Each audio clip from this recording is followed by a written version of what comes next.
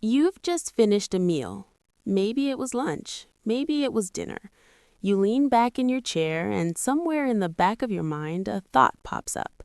I should probably move right now. You know that going for a walk after eating helps control blood sugar and reduces belly fat. You know movement activates muscles that pull glucose out of the bloodstream before it gets stored around the waist. But let's be honest about real life. Sometimes you can't walk. Maybe you're stuck at the table talking. Maybe you're in a meeting. Maybe you're driving. Or maybe you're simply tired, and sitting down feels like the only option. For years, we were told that sitting after a meal was the worst thing you could do, that the moment you sat down, fat storage switched on and belly fat locked itself in. Sitting was labeled the enemy. But that belief is incomplete, because science has revealed a simple way to move your body after eating without standing up that can dramatically reduce blood sugar spikes and directly target belly fat storage. And it involves a specific movement most people have never heard of. Today, we're going to break down what this movement is, why it works so well after meals, and how to do it correctly so your body handles food very differently, even while you're sitting. Here on this channel, we don't judge your routine, we optimize it. We take how real life works and align it with how your body actually functions. To understand why this movement works against belly fat, we need to look at the lower leg, specifically the calf. Most people think the calf is just one muscle, but it's actually two very different systems working together. The muscle you can see on the surface is called the gastrocnemius. This muscle is designed for power. It helps you jump, sprint, and climb stairs. It burns stored sugar quickly, creates fatigue, and shuts down fast. But beneath it, hidden deep against the bone, is another muscle called the soleus. The soleus is an endurance muscle. Its job isn't speed or strength. Its job is to keep you upright for hours at a time.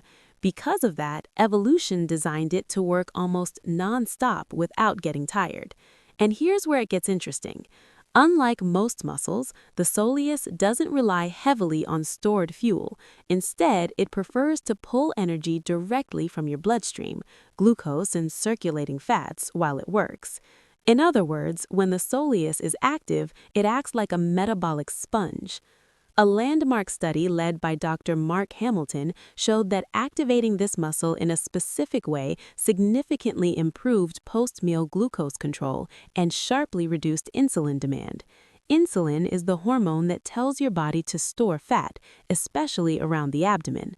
Lower insulin after meals means less belly fat storage. And this is why simply how you move after eating matters more than people realize. Most calf exercises don't activate this muscle properly.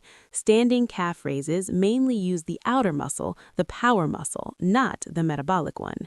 To target the soleus, you must change the mechanics. Here's how to do it correctly. Sit down in a chair with your feet flat on the floor. Your knees should be bent at about a 90-degree angle. This position is critical. When the knee is bent, the large outer calf muscle relaxes, forcing the deeper soleus to take over. Keep your toes planted on the ground.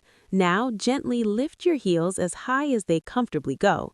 Then, let your heels drop back down to the floor without controlling the descent. That's one repetition. Lift, drop, lift, drop.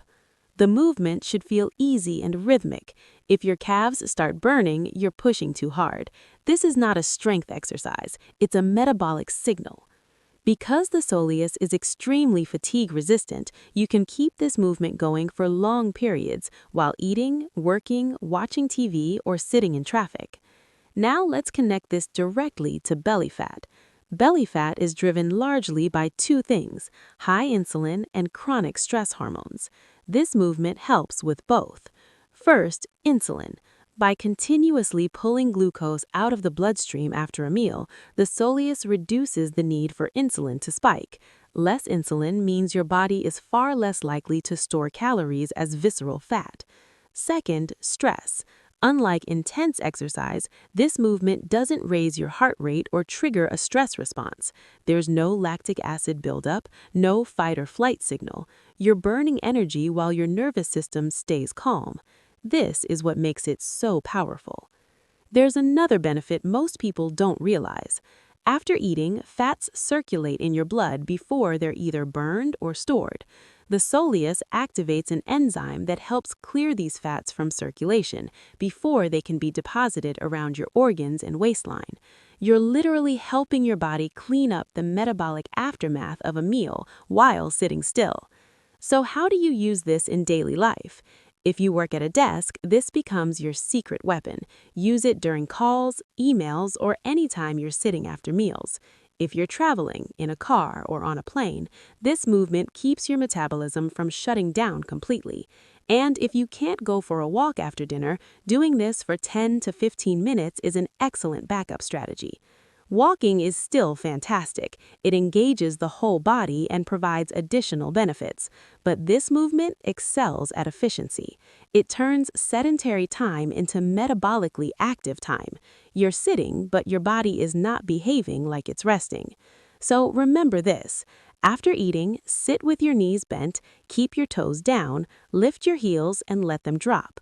Repeat gently and continuously. You're activating a muscle designed to run all day on blood sugar and fat and using it to protect your waistline. When you can walk, walk. When you can't, keep your heels moving. That's how you stop storing and start signaling. I'll see you in the next one.